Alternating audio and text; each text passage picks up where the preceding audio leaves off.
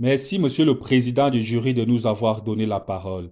Monsieur le Président du jury, honorables membres du jury, distingués invités, bonjour. Nous avons l'honneur de soumettre à votre appréciation cette soutenante thèse de doctorat en médecine portant sur la place de l'imagerie médicale dans le diagnostic, le traitement et le suivi des traumatisés du bassin au centre hospitalier des SOS et à l'hôpital militaire région 1 de Yaoundé. Ce travail est dirigé par le professeur Jumeau Alain Georges et co-dirigé par le docteur Wona Jean-Pierre, le docteur Essomba René et le docteur Abogo Serge. Il est présenté par nous-mêmes l'étudiant Mbomo Jean Blaise. Pour ce faire, notre propos s'articulera comme suit.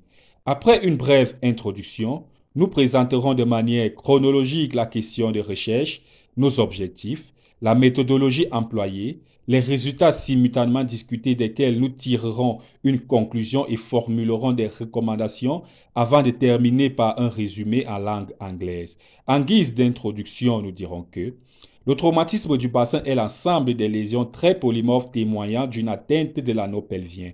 Que ce soit des arrachements osseux isolés, une fracture articulaire du cotyle ou une fracture de l'anneau pelvien par traumatisme à haute énergie avec lésion vitale et hémorragie nécessitant une hémostase d'urgence. Face à ces enjeux fonctionnels ou vitaux, leur prise en charge nécessite de la part des médecins un traitement exact, un diagnostic exact, un traitement approprié et un suivi assidu post-thérapeutique. Les fractures de l'anneau pelvien sont des lésions graves dans 9,5% des cas et sont souvent associées aux complications urologiques, neurologiques et orthopédiques, entravant ainsi le pronostic fonctionnel des patients. Elles surviennent souvent dans un contexte de traumatisme à haute énergie, principalement causé par les accidents de la voie publique et souvent associés à un poly- ou multitraumatisme. Ainsi, dans 90% des cas, le diagnostic est fait aux urgences en raison de la violence du traumatisme. Dans des cas rares, il est fait plus tardivement devant une douleur de la ceinture pelvienne, des troubles urinaires, une déformation du bassin avec parfois asymétrie, hématome, échymose et une boitérie post-traumatique. L'interrogatoire et l'examen physique établiront le bilan lésionnel et chercheront à préciser le type de lésion et le mécanisme de l'accident en attendant l'apport des examens d'imagerie ici constitués de la radiographie, la tomodensitométrie, l'imagerie par résonance magnétique et l'échographie, tous incontournables aussi bien pour l'établissement d'un diagnostic, la mise en place et le suivi d'un traitement que pour la définition de la stratégie et la réalisation d'un geste opératoire. Cependant, la mortalité reste élevée malgré ces progrès diagnostiques et thérapeutiques. Sur une période de 10 ans, une étude américaine menée par Melton et al. En 2018 rapportait que les fractures de l'anneau pelvien représentent 1,5% de l'ensemble des fractures ostéo-articulaires.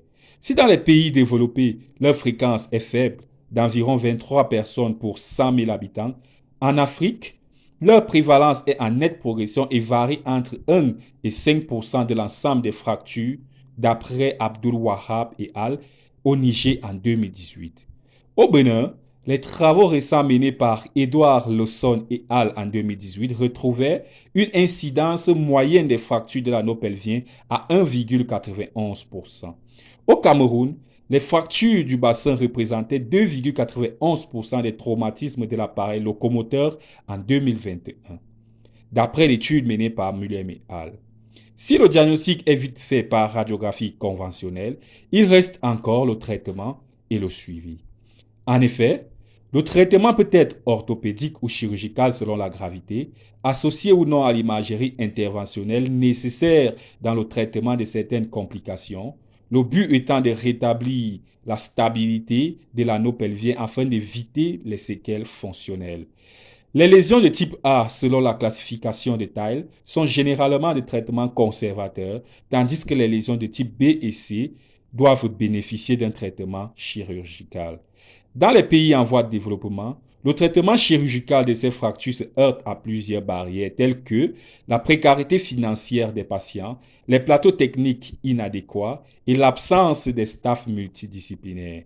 De ce fait, Très peu de travaux sur la place de l'imagerie médicale chez les traumatisés du bassin ont été rapportés en Afrique. C'est pourquoi cette étude a été menée en collaboration avec les services de chirurgie et radiographie du centre hospitalier des SOS et de l'hôpital militaire région 1 de Yaoundé. Au regard de tout ce qui précède, nous nous sommes posé la question de savoir quelle est la place de l'imagerie médicale dans le diagnostic, le traitement et le suivi des traumatisés du bassin dans les deux hôpitaux de référence de la ville de Yaoundé.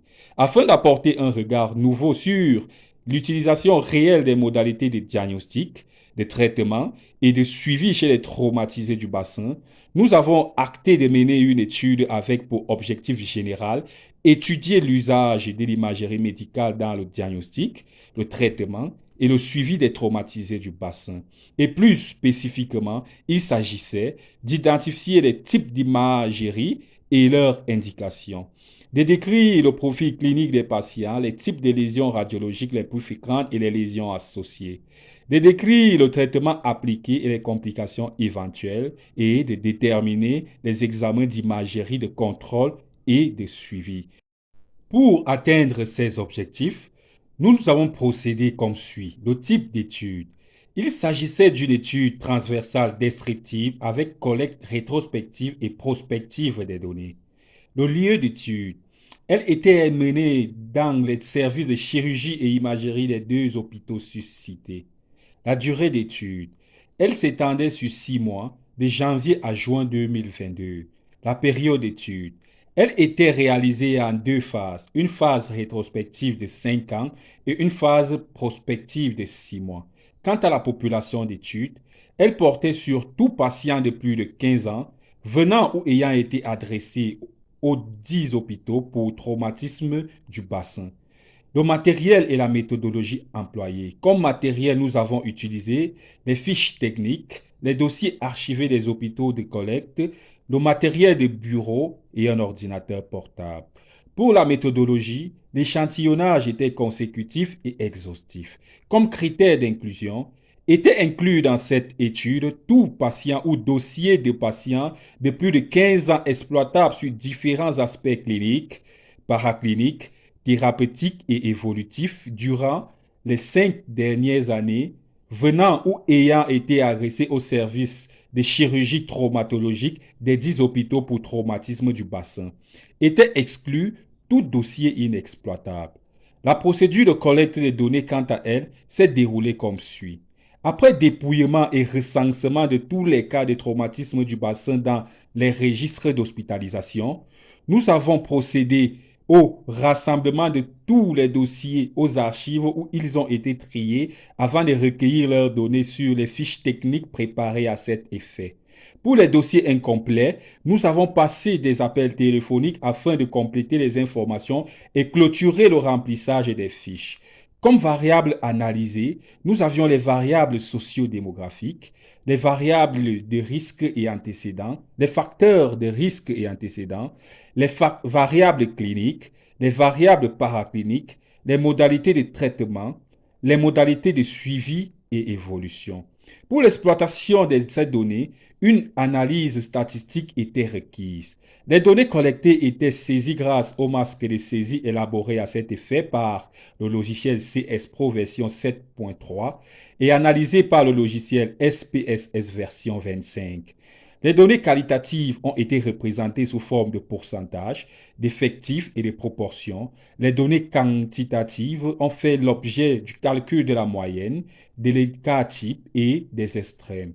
La comparaison des données qualitatives s'est effectuée par le test de Kikaré et le test de Fisher avec un seuil de significativité égal à 5%. À présent, les considérations éthiques. La clairance éthique a été obtenue auprès du comité institutionnel d'éthique de l'Université des Montagnes, nous permettant de mener l'étude dans le strict respect de la déontologie. Les autorisations de recherche ont été obtenues auprès du service administratif des deux hôpitaux. Le secret médical était préservé. Monsieur le président du jury, honorables membres du jury, nos résultats simultanément discutés. Pendant cette étude, 139 cas de pathologie du bassin ont été répertoriés répartis comme suit. 43 cas au centre hospitalier des SOS et 96 à l'hôpital militaire région 1 de Yaoundé. De tous ceux ayant été répertoriés, 77 participants avaient un traumatisme du bassin, soit une fréquence de 55,39. Cependant, en raison des patients ayant des dossiers incomplets ou perdus, seuls 63 participants au total ayant eu un traumatisme du bassin ont été recrutés pour cette étude, dont 23 au centre hospitalier des SOS et 40 à l'hôpital militaire région 1 de Yaoundé, tel que présenté dans la figure 1. Prenant en compte les caractéristiques sociodémographiques, le tableau 1 a été produit. L'âge des patients variait de 18 à 92 ans, avec une moyenne de 38 plus ou moins 4 ans. La classe modale de cette variable était celle de 28 à 37 ans. Ce résultat se rapprochait à ceux rapportés en Afrique par Mulliam et al., Guffo et al., Edouard Lawson et al. Et Abdul Wahab et al., qui ont retrouvé respectivement un âge moyen de 35 ans, 36,33 ans, 37,32 ans et 33 ans. En effet, c'est la tranche d'âge la plus active. Aussi, bon nombre de jeunes ne respecteraient pas le code de la route. En outre, les hommes étaient 3 fois plus nombreux que les femmes, avec un sexe ratio de 0,28. Ce résultat est similaire à ce rapporté dans la littérature et pourrait s'expliquer par l'hyperactivité du genre masculin. Plusieurs facteurs de risque et antécédents ont été étudiés, produisant le tableau 2. Un patient sur 3 utilisait la moto comme moyen de transport, ce qui est similaire à l'étude menée par Guffo et al. Et pourrait s'expliquer par la prolifération de ce moyen de transport dans notre milieu et le besoin des usagers de gagner du temps en évitant les embouteillages. Les poly- et multitraumatismes représentaient 63,5% de la population, ce qui est similaire à la littérature. Plus de 4 patients sur 5 ne portaient aucune comorbidité. À présent, nos variables cliniques. Plusieurs raisons ont suscité le besoin de consulter chez les patients, comme l'illustre la figure 2. 2 patients sur 3 consultaient pour une douleur à la ceinture pelvienne associée à une impotence fonctionnelle des membres inférieurs. 4 types d'accidents étaient retrouvés dans la population et distribués selon la figure 3. Plus de 4 patients sur 5 subissaient des accidents de la voie publique. Ce résultat est similaire à celui de Mulliam et al. Et Guffo et al. Au Cameroun, Edouard Lawson et al. Au Bénin et Abdul Wahab et al. Au Niger, qui ont retrouvé respectivement une prédominance des accidents de la voie publique dans 81%, 80%, 87% et 77,78% des cas. Cela peut être dû à la prolifération des engins à 2 roues et l'incivisme des conducteurs dans les pays en voie de développement. Les accidents par arme à feu étaient non négligeables dans notre série avec une fréquence de 3,2%, ce qui pourrait s'expliquer par le fait que cette étude se soit aussi déroulée dans un hôpital militaire. Les signes positifs de l'examen physique ont produit la figure 4. La douleur à la palpation des saillies osseuses du bassin associées aux lésions cutanées était de loin les signes physiques les plus rencontrés à 73 et 79,4% respectivement. La répartition de la population en fonction du mécanisme lésionnel a permis de générer la figure 5. Plus de la moitié de la population était atteinte par compression latérale, suivie par la compression antéro-postérieure, ce qui est similaire aux travaux de Guffo et al. Au Cameroun, selon lesquels les mécanismes lésionnels par compression latérale et par compression antéro-postérieure représentaient respectivement 47,5% et 40% des cas. Les proportions des patients diagnostiqués au-delà du premier jour d'hospitalisation sont indiquées dans la figure 6. 50 patients sur les 63 inclus dans cette étude étaient diagnostiqués correctement à l'admission. Des 13 personnes n'ayant pas eu un diagnostic correct à l'entrée, seuls 3 ont été diagnostiqués tardivement entre le 4e et le 7e jour d'hospitalisation. Ceci peut s'expliquer par les atteintes postérieures chez ces patients nécessitant le plus souvent une TDM, une tomodensitométrie et ou une échographie pour les atteintes viscérales. À présent, nos variables paracliniques. 4 modalités d'imagerie étaient demandées comme le présente la figure 7. La radiographie du bassin était de loin la modalité d'acquisition d'imagerie la plus utilisée, suivie de la tomodensitométrie, ce qui est similaire à l'étude menée par Guffo et al. Et pourrait s'expliquer par le fait que la radiographie paraisse insuffisante dans la mise en évidence et l'analyse des lésions postérieures, de même que celle des lésions associées, d'où l'intérêt de la tomodensitométrie. 14 lésions différentes étaient retrouvées comme l'illustre la figure 8. Les fractures dominantes étaient celles du cadre obturateur et les fractures acétabulaires, soit une fréquence de 31,7 et 27% respectivement, associées chez la plupart des patients soit aux lésions orthopédiques 36,5%, soit à aucune lésion 22,2%, ce qui est similaire à l'étude menée par Mulliam et al. La classification de taille était représentée dans la population comme suit. 4 patients sur 5 étaient classés taille A, ce qui est similaire aux travaux menés par Ganslen et al., Traoré et al., de Ruassi et Olazinde et al. A contrario, l'étude menée par Mulliam et al. Rapportait le taille B comme dominant, ceci pouvant s'expliquer par le fait qu'ils travaillaient sur les fractures du bassin nécessitant un traitement chirurgical. Tonetti J et al. Ont retrouvé une prédominance des fractures de type C. Ceci de par leur situation géographique au cœur des Alpes françaises où on observe beaucoup d'accidents par chute. À présent, nos variables de traitement. 3 modalités de traitement ont été prises en compte comme le témoigne la figure 3. Des 63 patients recrutés pour cette étude, 50 ont bénéficié d'un traitement orthopédique, 14 d'un traitement chirurgical et aucun n'a bénéficié d'une imagerie interventionnelle. Ceci peut s'expliquer par le manque de matériel dans nos hôpitaux fussent-ils de référence. À présent, nos variables de suivi et évolution. 3 bilans de contrôle ont été utilisés comme l'indique la figure 11. La radiographie était le bilan de contrôle par excellence avec une fréquence de 93,7%. L'évolution des lésions, comme l'indique la figure 12, était très favorable dans l'ensemble avec une fréquence de 95,2%. Les complications à présent. 9 patients sur 10 n'avaient aucune complication, contrairement aux résultats de Guifo et al. Qui retrouvaient les complications urologiques en tête avec 17,5%. Le séjour hospitalier, il était d'1 jour au minimum, contre un séjour maximum de 59 jours pour un séjour moyen d'hospitalisation de 18 plus ou moins 2 jours. La proportion des décès était de 3 patients sur les 63 participants, soit une fréquence de 4,8%. Ceci peut s'expliquer par la gravité des symptômes à l'admission associée à certaines complications précoces, le tout couplé à un manque de matériel notable dans nos hôpitaux, pourtant dits de référence. Les séquelles, pour finir. 4 patients sur 5 ne portaient aucune séquelle.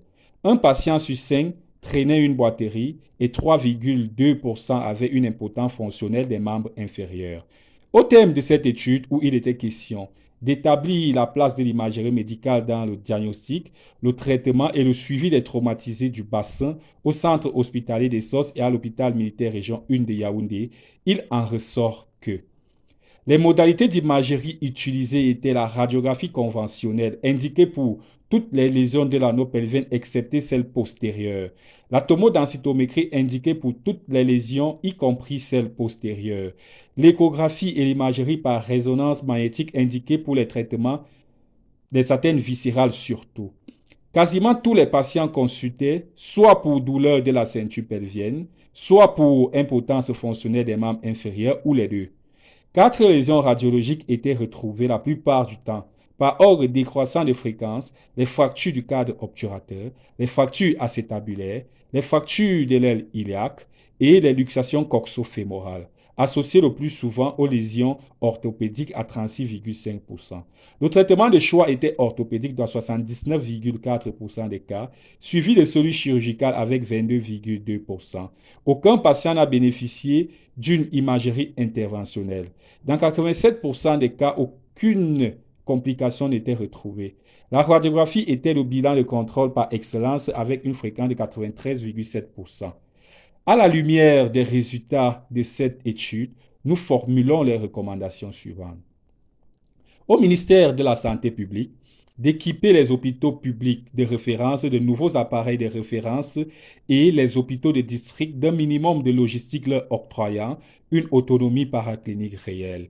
De former et d'intégrer davantage les médecins généralistes et spécialistes afin d'obtenir des staffs multidisciplinaires nécessaires pour une prise en charge rapide et efficace de cette pathologie comme bon nombre d'autres sévissant dans notre milieu. Au ministère des Transports d'être vigilant sur l'état des véhicules circulant dans nos métropoles, de réglementer l'usage de la moto comme moyen de transport dans notre milieu. À la communauté scientifique d'orchestrer et encourager ce type de recherche scientifique à plus grande échelle dans notre milieu en particulier. Et au personnel soignant des assurer de la mise à jour des dossiers médicaux et d'améliorer l'archivage des dossiers dans leurs hôpitaux. Mr. the President of the Jury, honorable members of the jury, our summary.